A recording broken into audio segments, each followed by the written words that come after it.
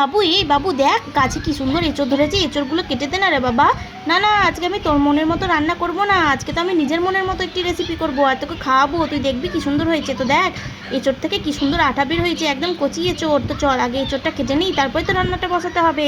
তো আমি রান্নাটা করবো হচ্ছে সোয়াবিন বড়ি দিয়ে, কি সুন্দর লাগবে তাই না বল বাবু।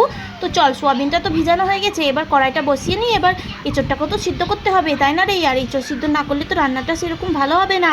তো চল রান্নাটা তাড়াতাড়ি শুরু করে দিই। দেখ আমি কিন্তু রান্নাটা শুরু করে দিয়েছি, পেঁয়াজ দিয়েছি, টমেটো দিয়েছি, আদা রসুন সব দিয়েছি। এরপর কি করব বলতো, এরপর মিক্সিতে কাজু পোস্ত নারকেল দই এগুলো সব মিক্স করে নেবো। দেখ কি সুন্দর হয়েছে মশলাটার কালারটা দেখ বাবু। হা হা, দেখেই তো মনটা ভরে যাচ্ছে মরে যাচ্ছে।